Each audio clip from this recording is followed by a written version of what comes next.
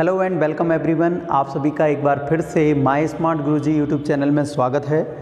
दोस्तों, हम इस सीरीज़ में मध्य प्रदेश सामान्य ज्ञान को डिस्कस कर रहे हैं, जो कि आपके मध्य प्रदेश पीएससी या फिर Madhya Pradesh police constable group 2 सब ग्रुप 4 अन्य जो वैकेंसियां मध्य प्रदेश में निकलती हैं उन सभी के लिए सबसे ज़्यादा महत्वपूर्ण रहेगा। तो हमने यहाँ पर मध्य प्रदेश के कई सारे चैप्टर को डिस्कस कर लिया है। यदि आपने वो सारे चैप्टर नहीं देखे हैं तो आप डिस्क्रिप्शन में जो लिंक दी गई हैं वहाँ पर जाकर सारे वीडियोस को देख सकते हैं, डाउनलोड कर सकते हैं। स्टूडेंट, आज के इस वीडियो में हम मध्य प्रदेश के राजनीतिक परिदृश्य को समझेंगे। राजनीतिक परिदृश्य में मध्य प्रदेश का सबसे मुख्य पार्ट पंचायती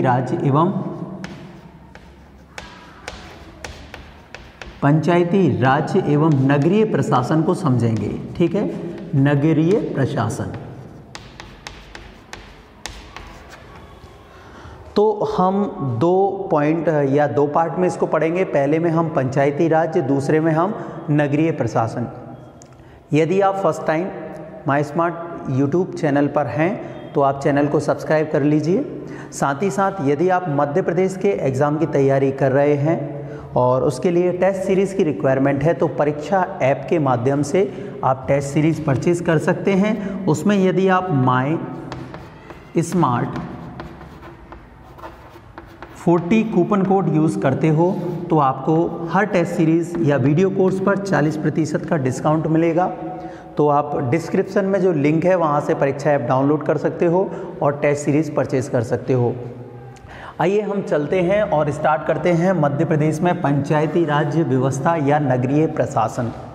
हम इसके सारे महत्वपूर्ण पॉइंट को एक एक करके समझेंगे। वीडियो को अंत तक देखिए और आप चाहें तो अपने नोट्स भी इसके साथ वीडियो के साथ साथ प्रिपेयर कर सकते हैं या फिर बना सकते हैं। तो स्टूडेंट, हम पंचायती राज व्यवस्था की बात करते हैं तो जब भी हम पंचायती राज व्यवस्था की बात करते हैं तो भारत के संविधान में दो महत्वपूर्ण परिवर्तन हुए। एक था 73वां संविधान संशोधन, ठीक है, और एक था 74वां संविधान संशोधन। हम इनकी ज़्यादा बात नहीं करेंगे, बस इतना पढ़ेंगे कि जब 73वां संविधान संशोधन हुआ तो भारतीय संविधान में 11वीं अनुसूची जोड़ी गई जो कि पंचायती राज व्यवस्था से संबंधित थी। भारत में पंचायती राज व्यवस्था से संबंधित थी। और दूसरी 74वें अनुसंधान संशोधन द्वारा भारतीय संविधान में 12वीं अनुसूची जोड़ी गई जो कि नगरीय निकाय या नगरीय प्रशासन से संबंधित थी। ठीक है, अब देखिए यहाँ पर भारतीय संविधान में जब ये संशोधन हुए उसके कारण राज्यों ने भी अपने यहाँ पर पंचायती राज व्यवस्था को अनिवार्य किया क्योंकि ये संवैधानिक एक व्यवस्था थी। तो मध्य प्रदेश में हम पढ़ेंगे पंचायती राज व्यवस्था की। मध्य प्रदेश में पंचायती राज व्यवस्था को लागू करने के लिए सर्वप्रथम मध्य प्रदेश पंचायती राज अधिनियम 1993 लाया गया। ठीक है, मध्य प्रदेश पंचायती राज अधिनियम, पंचायती राज अधिनियम। मध्य प्रदेश पंचायती राज अधिनियम किस लिए लाया गया? मध्य प्रदेश में पंचायती राज व्यवस्था को लागू करने के लिए। ठीक है, यानी कि 73वें संविधान संशोधन को लागू करने के लिए पंचायती राज अधिनियम 1993 लाया गया। इसके अनुसार मध्य प्रदेश में 1994 से यानी कि 20 अगस्त 1994 से मध्य प्रदेश में पंचायत की 3 स्तर की व्यवस्था की गई, यानी कि त्रिस्तरीय पंचायत निकायों की व्यवस्था की गई। 3 स्तर पर पंचायतों के चुनाव कराने की व्यवस्था की गई। इन तीनों स्तर में अगर हम बात करें तो सबसे प्रथम जो सबसे निम्न स्तर है, सबसे निचला स्तर है मध्य प्रदेश में पंचायती राज व्यवस्था का, वो है ग्राम पंचायत। ग्राम पंचायत। तो मध्य प्रदेश की त्रिस्तरीय पंचायत व्यवस्था में सबसे छोटा, सबसे निचला स्तर जो है वो है ग्राम पंचायत का प्रथम स्तर। 3 स्तरों में से प्रथम स्तर ये है। ग्राम पंचायत यानी कि गांव की पंचायत जिसके अंतर्गत ग्राम सभा का गठन किया जाता है, जिसके अंतर्गत ग्राम सभा का गठन किया जाता है। दोस्तों मध्य प्रदेश में कोई भी क्षेत्र यदि उसकी 1000 आबादी होती है तो उस 1000 आबादी वाले क्षेत्र को ग्राम पंचायत का दर्जा दिया जा सकता है। 1000 से अधिक या 1000 आबादी वाले क्षेत्र को ग्राम पंचायत का दर्जा दिया जा सकता है। दिमाग में आता होगा क्या होगा यदि 1000 आबादी ना हो किसी गांव की, तो कुछ नहीं, एक अन्य गांव के साथ उसको ऐड करके उसको ग्राम पंचायत का दर्जा दिया जा सकता है। ऐसा आपने कई जगह देखा होगा। ठीक है दोस्तों, ग्राम पंचायत की अगर हम बात करें तो 10 से लेके 20 इसके सदस्य जो होते हैं ग्राम पंचायत में, देखिए 10 से 20 सदस्य यानी कि वार्ड के मेंबर नियुक्त किए जाते हैं। ठीक है, और इसमें एक अध्यक्ष होता है ग्राम पंचायत का, उसे सरपंच बोला जाता है या प्रधान, ग्राम प्रधान या सरपंच मध्य प्रदेश में बोला जाता है।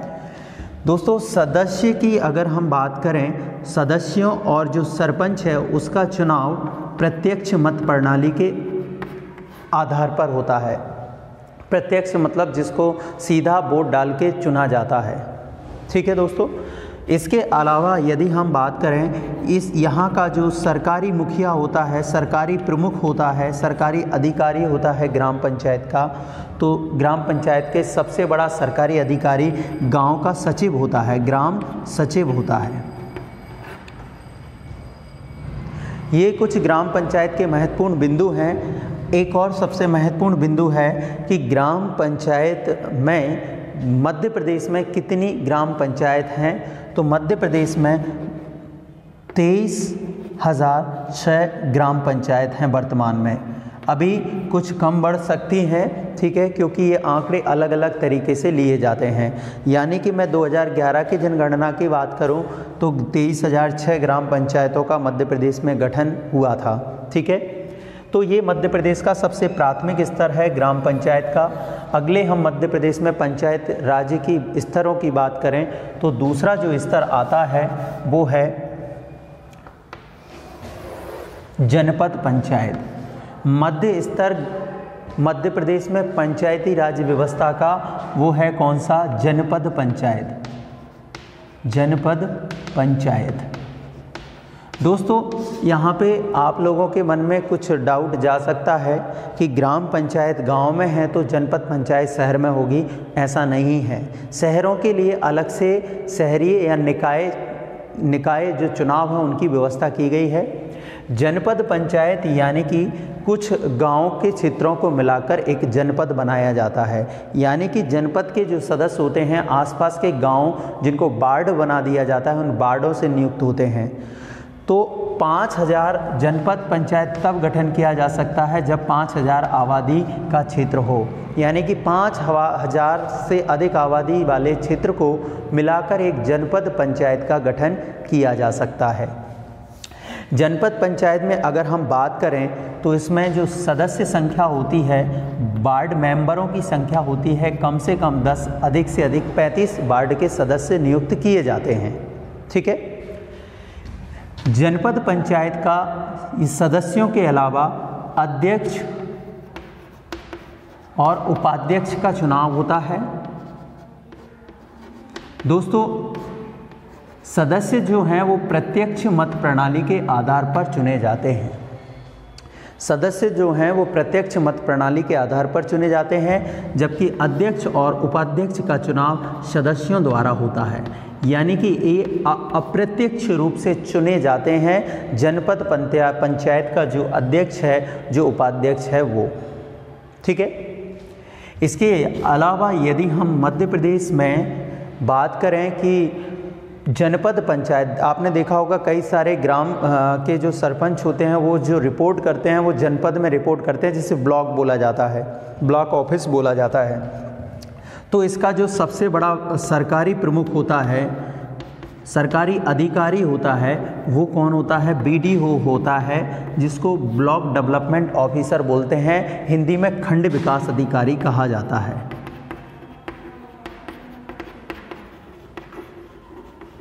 चीज़ें समझ में आ रही होंगी, बड़ी आसान है।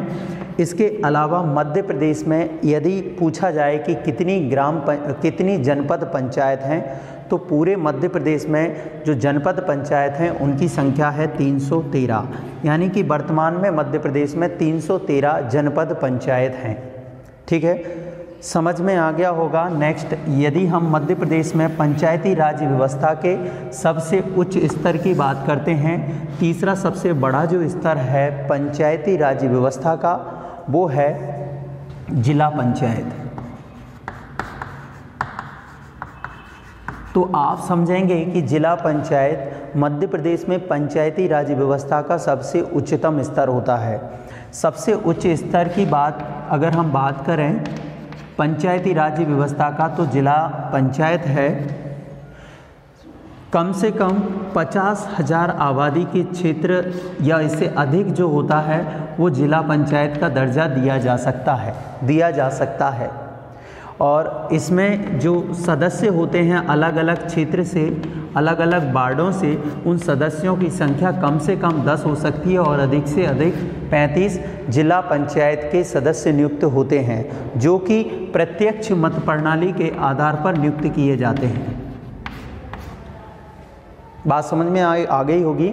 अब जो है जिला पंचायत का सबसे जो बड़ा जो होता है वो होता है जिला अध्यक्ष, यानी कि इसमें किसको नियुक्त किया जाता है, सबसे बड़ा जो प्रमुख होता है जो चुनाव जाता है वो है जिला अध्यक्ष। जैसे इसमें मुखिया होता है, सरपंच, फिर यहाँ पे हम बात करें अध्यक्ष, और इसमें जिला अध्यक्ष होता है जिला पंचायत में। ठीक है, उपाध्यक्ष भी होता है। और जो जिला पंचायत के अध्यक्ष और उपाध्यक्ष की अगर हम नियुक्ति की बात अगर हम चुनाव की बात करें तो ये अप्रत्यक्ष होता है। दोस्तों, अप्रत्यक्ष वही कि इनको सदस्य द्वारा ही निर्वाचित होते हैं, यानी कि ग्राम पंचायत के केवल एक ही स्तर है जो ग्राम पंचायत है, जिसमें मुखिया को प्रत्यक्ष रूप से जनता की वोटिंग द्वारा चुना जाता है। बाकी अन्य 2 स्तर हैं, मिडिल वाला और सबसे हायर वाला ग्राम पंचायत या पंचायती राज व्यवस्था के। इसमें जो मुखिया होता है उसको सदस्यों द्वारा निर्वाचित किया जाता है, यानी कि जनता का अधिकार केवल अपने क्षेत्र के सदस्यों को चुनना ही होता है। दोस्तों, जिला पंचायत अगर हम बात करें तो मध्य प्रदेश में कितनी जिला पंचायत हैं, तो जितनी जिला होते हैं उतनी ही जिला पंचायत हैं। हम यहाँ पर 51 जिला पंचायतों की बात इसलिए कर रहे हैं क्योंकि जब जिला पंचायतों के चुनाव हुए थे उस समय मध्य प्रदेश में, वर्तमान मध्य प्रदेश में केवल 51 ज़िले ही थे, यानी कि 51 ज़िले 2016 के इलेक्शन के टाइम पे थे, इसलिए मध्य प्रदेश में 51 जिला पंचायत ही हैं। ठीक है, अब नेक्स्ट जो चुनाव होंगे तो मध्य प्रदेश में जो 52 ज़िले हैं तो 52 जिला पंचायत ही आएंगी। तो आप समझ गए होंगे मध्य प्रदेश में जिला पंचायत, जनपद पंचायत और ग्राम पंचायत ये पंचायती राज व्यवस्था का स्तर है, जो कि 73वें संविधान संशोधन द्वारा 11वीं अनुसूची के रूप में भारतीय संविधान में शामिल किया गया। यानी कि जो पंचायती चुनाव होते हैं वो एक संवैधानिक व्यवस्था है। हर राज्य में इस तरीके के चुनाव होते हैं और मध्य प्रदेश में भी इसके क्रियान्वयन के लिए पंचायती राज अधिनियम 1993 लाया गया। दोस्तों, समझ गए होंगे। जो दूसरा अगर हम बात करें तो वो आता है 74वां संविधान संशोधन, जिसको शहरी या नगरीय प्रशासन कहते हैं, जिसके अनुसार नगरों में और शहरों में बड़े बड़े जो सिटीज़ हैं वहाँ पर भी इस तरीके के स्थानीय स्वशासन का स्वशासन, हम चाहे ग्राम पंचायत में बात करें चाहे नगरीय निकायों में, दोनों को स्थानीय स्वशासन कहा जाता है, क्योंकि यहाँ पर सरकार चलाना सीधे सीधे जनता के हाथ में दिया जाता है छोटे छोटे स्तर पर। तो दूसरा जो पार्ट है स्थानीय, नगरीय एवं स्थानीय प्रशासन के, तो वो हम पढ़ेंगे नेक्स्ट पार्ट में। नेक्स्ट पार्ट में इस वीडियो के बाद अपलोड कर रहा हूँ। इसके लिए आप चैनल को सब्सक्राइब करें, वीडियो को लाइक करें और बेल आइकन को प्रेस करें ताकि आपको वीडियो के आने वाले वीडियो का नोटिफिकेशन मिल सके। दोस्तों, तब तक के लिए आप सभी का धन्यवाद। आपका दिन शुभ हो।